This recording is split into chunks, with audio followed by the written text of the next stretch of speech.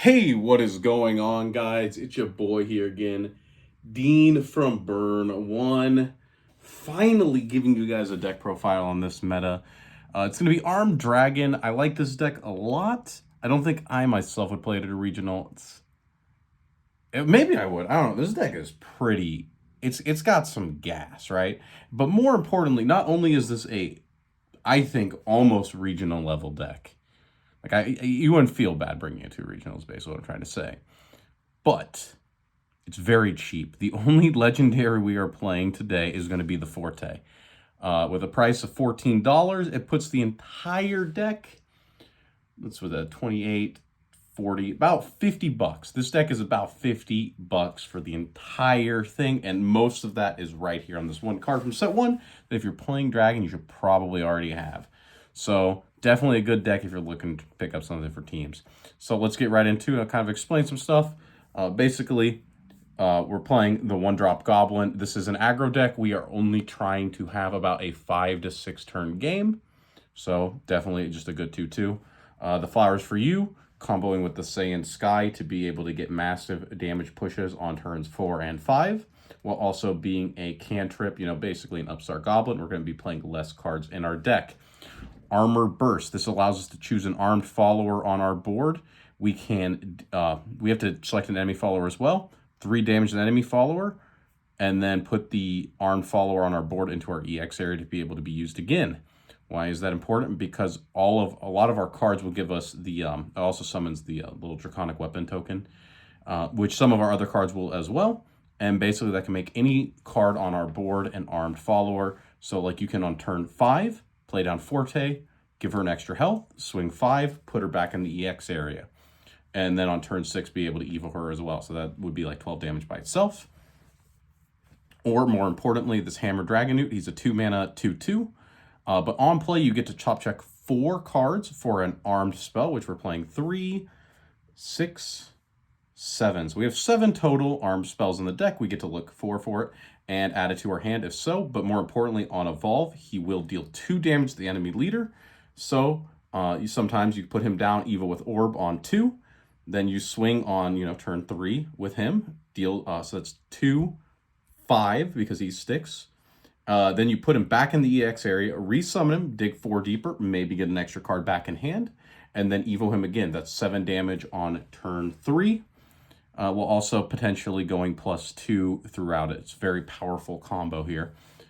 And then also you'll have this to be able to combo with some of our later cards. Tamamo Cross, I think this is just a horse follower that's a built-in removal for some of those rougher matchups like Sword, where they're going to be like putting cards on the board, or this will be able to clear a Bell Ringer so that we can get faced maybe with the Goblin.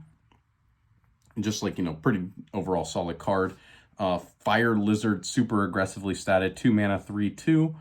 It's able to deal damage anywhere on play, so that includes face. So sometimes this can get you lethal over wards, and it's just super aggressively statted. So it's feeding into the game plan.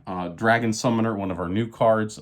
This is a 2-mana 1/3, very sticky follower, and on Evolve it becomes a 2/4. It allows us to top check 3 and add a Dragoncraft follower to our hand. It's basically helps us go dig for the Forte or for whatever we need to continue a very aggressive game plan, playing 2 of the Evo as well. Draconic Smash, this is the 2-mana armed spell. Just basically quick deal 3 damage, but you get the Draconic Weapon to be able to arm our other followers. And more importantly, the Lance Lizard. This is a 3-mana 3/4. Okay, it's pretty, okay stat line. However, it has a line of text that we're not going to read. But more importantly, once per turn during your turn, when this card is targeted for an effect, you get to deal 1 damage to the enemy leader, and this card will get an extra attack. So basically, you can put this thing down on 2, or, play one of these things. Have one of the little Draconic Weapon tokens. You put down the Lance Lizard, you buff it to 5 health, and then it gets 4 attack, and it pushes a face damage. So it's very hard for a lot of decks to deal with this because of how much health it has. Even Uma has like the 4 damage spell, but they need to be able to clear 5. So even Uma can struggle with this thing because of its massive health pool. Forte, of course, we know it. Draconier.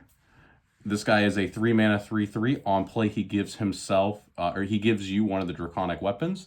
And then when you evolve him for 1, he deals 2 damage. But if you have another armed follower on board, he deals 4. What's cool about that is the Draconic weapon makes anything armed once again. So therefore, we're always able to get 4 damage. This is literally a better Dragon Warrior as long as something has lived up to that point. Triple Saiyan Sky. This card has Storm, Intimidate, and on attack it gets +1. So more importantly, we can give it extra health with cards like this. And the idea is that we just put this down. Hopefully our opponent can't remove it. If they do not kill, if you put this thing down on 3 and they cannot kill it immediately, maybe you have like some of these, you can make it armed and have it like 4 or 5 health. This card quickly converts into lethal, because it gets the 1 extra attack. So like, right, it attacks on the turn it's played, so it's already 2. Following turn, it's at least 3. If you play this, each one of these represents an additional 2, so that could be 5. Or even more, and that's just, all going face. A lot of aggression. Then we have this 2 of Yaino Mutaki. It's just on race, give a card +1/+1, and this becomes a 4/4. Just anything that lives, randomly getting a little bit of extra reach while also getting a bigger body. It kind of feeds into the game plan, but it's pretty slow and not very good compared to some of the other options that we have. Like, honestly, Goblin's probably better most of the time than this. What is a little cheeky is if you have the Lance Lizard that lived on 3, on 4 you can play this, buff the Lance Lizard. The Lance Lizard will actually get +2/+1, and also push that face damage. So then you're looking at 4, 5, 6.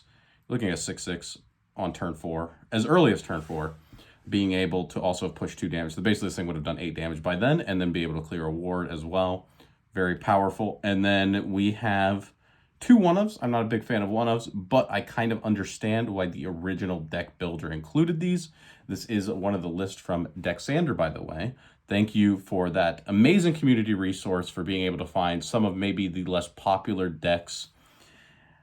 This is just a 1 mana spell. You get a Draconic weapon. It's more of just an additional hit off of this, and a not terrible way to help segue into something else, because honestly, nothing else in the deck do you really want to have. Like, getting a card off of this guy is sometimes just big, and being able to arm something can be big. So I understand this because it's not a good card, but it's not a bad card. It makes sense. And then a 1 of Demonic Strike. They should always fear it. It deals 3 damage. You never want to see 2 of it. You usually don't even need the 1, but sometimes it comes up. I don't know. I hate 1-ofs, but I can almost understand this one. And then our Evo deck is almost standard. Triple Dragon Newt, 2 Summoners, 2 Draconeers, 2 Carrots to be able to go with these 2, just for a little bit of removal, and 1 Forte Evo. Honestly, after about 15 games with the deck, I have gone past 7 mana 1 time. This deck either dies fast or wins fast. Usually it wins. This deck is capable of tearing through multiple wards and still getting those lethal lines with just all of the aggressive plays. So yeah, definitely try it out. You could probably bring this to a regional and expect a top 8, to be honest. So who knows, maybe I'll see this in our coming up, I think there's 2 regionals left for the format. Maybe I'll see it, at least in the US. But until next time, this is Dean signing out.